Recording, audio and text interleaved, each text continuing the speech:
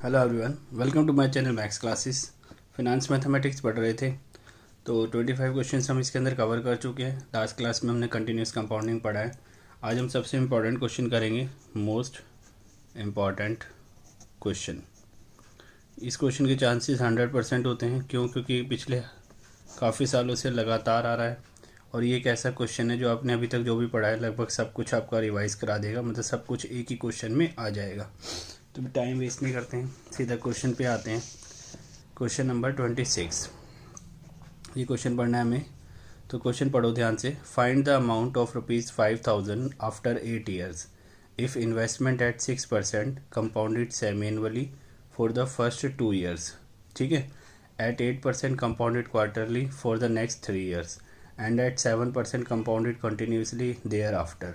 Question कह रहा है कि 5,000 रुपये आपने 8 साल के लिए लगाए, जिसमें से पहले 2 साल के लिए सेमी एनुअली कंपाउंडिंग हो रही है 6% के हिसाब से।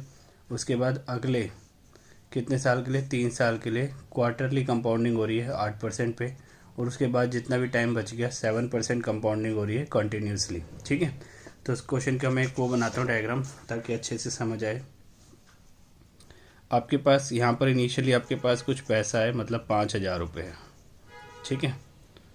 उसके बाद ये मैंने एक लाइन ड्रॉ कर ली।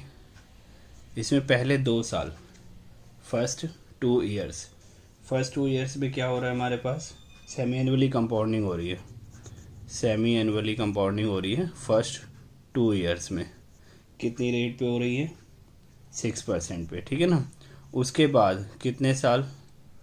3 साल तक क्वार्टरली कंपाउंडिंग हो रही है, मतलब जैसा ऐसा क्वेश्चन में कह रहा है वैसा वैसा हम लिख लेंगे 8% पे। बचे हुए देखो 2 और 3 5 साल हो गए, 8 साल के लिए पैसा इन्वेस्ट करा है, तो बचे हुए 3 साल तक, लास्ट के जो 3 साल बच गए उसमें क्या हो रही है आपकी? कॉन्टीन्यूसली कंपाउंडिंग हो रही है 7% पे। अभी अगर क्वेश्चन को दोबारा पढ़ो आपको क्लियर हो जाएगा। 5,000 रुपये इन्वेस्ट करें 8 साल के लिए, हो गए ना 8 साल, 2 3 3, ठीक है ना। उसके बाद 6% कंपाउंडेड सेमी एनुअली, 6% क्या है? सेमी एनुअली पर करा है फर्स्ट 2 ईयर्स के लिए, फर्स्ट 2 ईयर्स के लिए। फिर 8% compounded quarterly for the next 3 years, 8% quarterly for next 3 years, ठीक है। आप एग्जाम में भी बना सकते हो डायग्राम अपनी हेल्प के लिए। 7% कंपाउंडेड कंटिन्यूसली देयर आफ्टर। और हमें निकालना क्या है? अमाउंट निकालना है कि मतलब यहाँ पर आपको कितना पैसा मिलेगा। तो एक काम करते हैं, पहले ये वाला अमाउंट निकालते हैं, फिर ये वाला अमाउंट निकालते हैं, फिर ये वाला अमाउंट निकाल लेंगे, ठीक है। तो देखो कैसे, पहले अमाउंट निकालते हैं at the end of second year. क्योंकि पहले 2 साल तक क्या लग रहा था? सेमी एनुअली लग रहा था। तो जो आपका अमाउंट का फॉर्मूला होता है, अमाउंट का फॉर्मूला क्या होता है? P1+R/M/MT, ये फॉर्मूला लगेगा। तो पहले मैं क्या करूँगा, 5,000 रुपये का 2 साल का सेमी एनुअली के हिसाब से 6% पे अमाउंट निकाल लूँगा, ठीक है। तो 1+R/2 2T, क्योंकि M2 है, सेमी एनुअली है ना।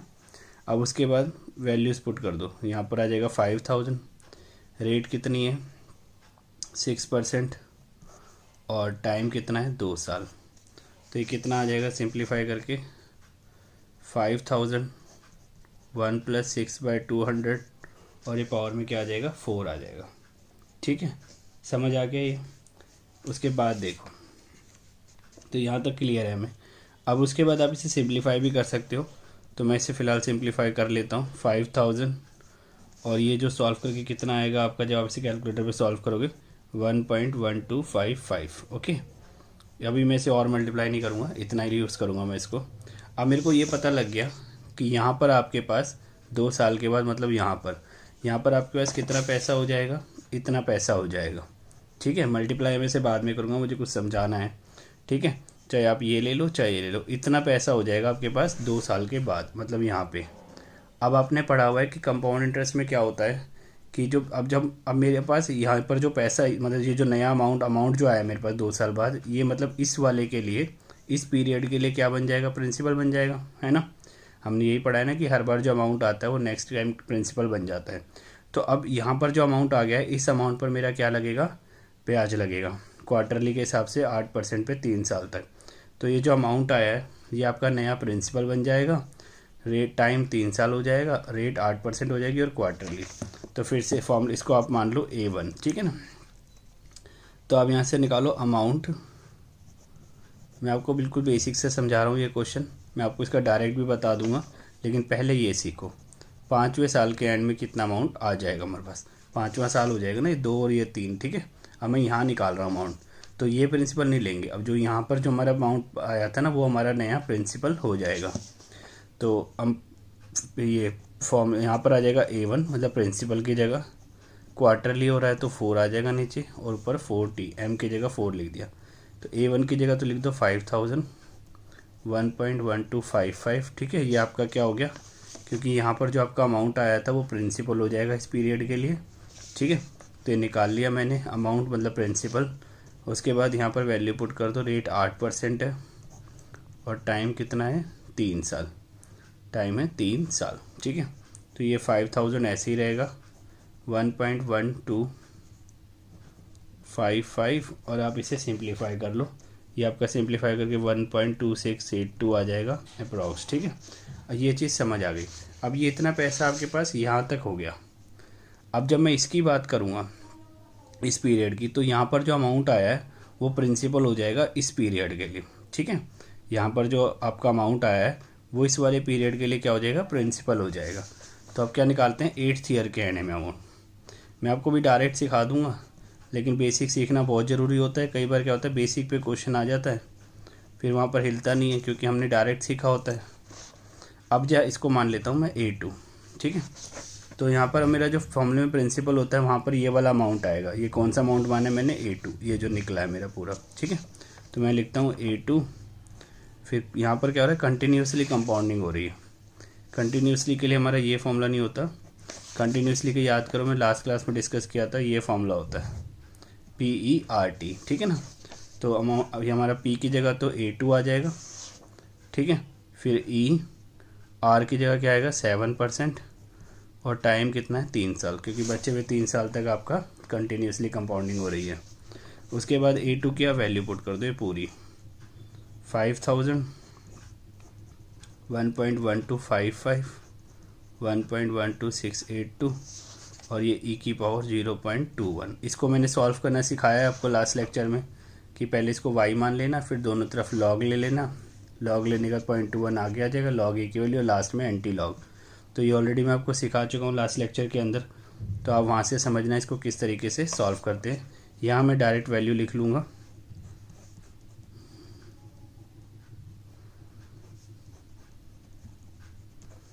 तो ये कितना आ जाएगा, इसको जो हम सॉल्व करेंगे 1.2337 अप्रॉक्स वैल्यू है। आपके लॉग एंटी लॉग का यूज़ करके निकालना। फिर इन सबको जब आप मल्टीप्लाई कर दोगे तो आपका आंसर कितना आ जाएगा। देखो ये तो हो गई डिटेल, ठीक है, ये तो हो गई डिटेल। अब उसके बाद देखो, अब हम सीखेंगे डायरेक्ट कैसे कर सकते हैं इस क्वेश्चन को, क्योंकि एग्ज़ाम में आपको इससे डायरेक्ट ही करना है। डिटेल आपको आनी ज़रूरी थी, मैंने डिटेल डिस्कस करी। तो इस क्वेश्चन में हमारे पास जो जो गिवन था, इसमें हमारे पास क्या था, एक स्टार्टिंग में प्रिंसिपल गिवन था, एक रेट थी R1, R2, R3, और T1, T2, T3 3 टाइम थे, ठीक है। और 3 तरह की हमारी क्या थी, कंपाउंडिंग थी। तो हम क्या करेंगे इस क्वेश्चन में, सबको नाम दे देंगे अलग अलग। जैसे प्रिंसिपल को दे दिया 5000, एक रेट को R1 बोल दिया। R1 की जगह कितना आ जाएगा आपका, फर्स्ट रेट ऑफ इंटरेस्ट कितनी है आपके पास 6%, ठीक है ना। फिर दूसरी रेट को नाम दे दिया R2 8%, और जो तीसरी रेट है उसको 7%। तीनों को नेम दे दिया। तीनों के टाइम अलग अलग है, पहले वाले का टाइम 2 ईयर्स है, दूसरे वाले का टाइम 3 ईयर्स है, और बचा हुआ टाइम जो है 3, वो कितना है 3 ईयर्स है, T3, ठीक है। ये सारी चीज़ें लिख ली, इसके अकॉर्डिंग लिख ली है ये जो हमने डायग्राम बनाया था।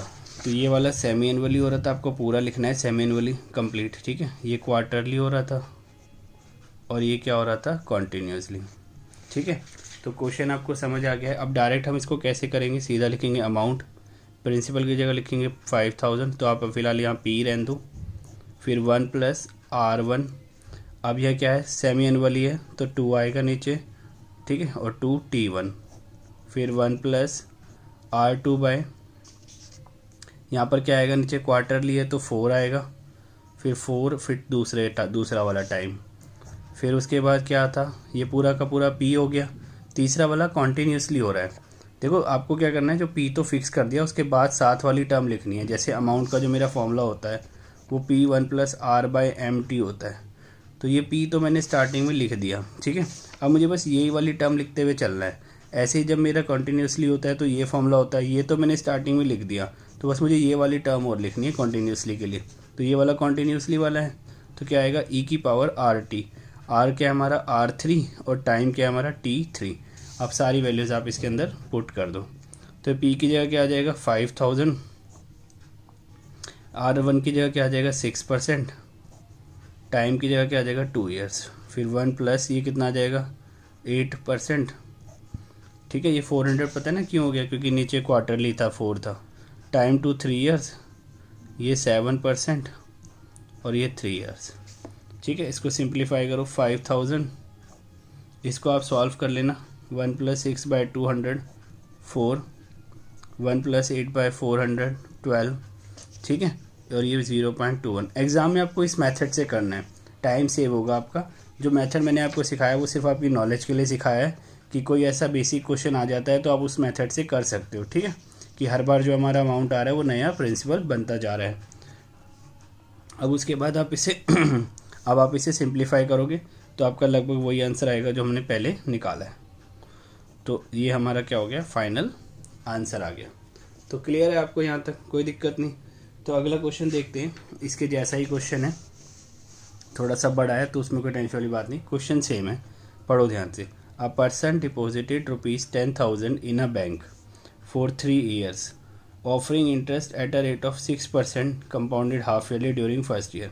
10,000 रुपये बैंक में इन्वेस्ट करे उसने 3 साल के लिए, और पहले साल 6% इंटरेस्ट मिल रहा है उसको half yearly at the rate of 12% compounded quarterly during. जो सेकेंड ईयर में उसको 12% इंटरेस्ट मिल रहा है क्वार्टरली, और थर्ड ईयर में उसको 10% इंटरेस्ट मिल रहा है कंपाउंडेड कंटिन्यूसली, ठीक है। तो पहले साल उसको हाफ ईयरली मिल रहा है 6% पे, दूसरे साल 12% क्वार्टरली मिल रहा है, तीसरे साल 10% कंटिन्यूसली मिल रहा है। 10,000 पे इन्वेस्ट करें और हमें बताना है आखिरी में उसके पास कितना अमाउंट आ जाएगा। तो इसका भी वो डायग्राम सा बना लेते हैं, ठीक है। तो ये हमारा सॉल्यूशन हो गया 27।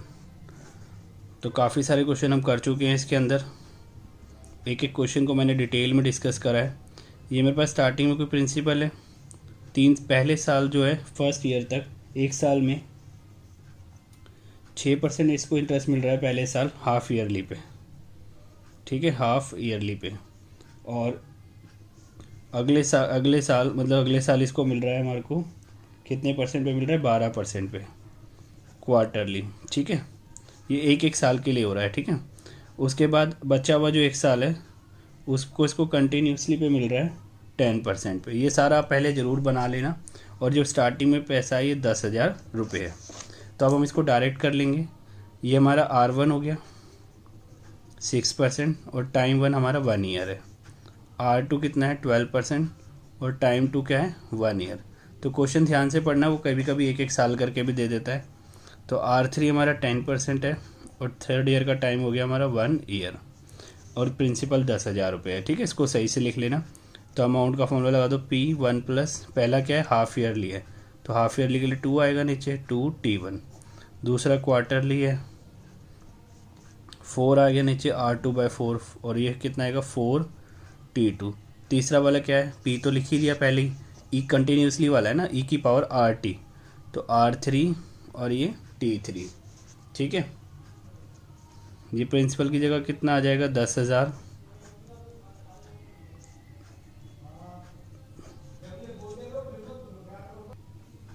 तो यहाँ पर क्या आ जाएगा 2, टाइम हमारा 1 है।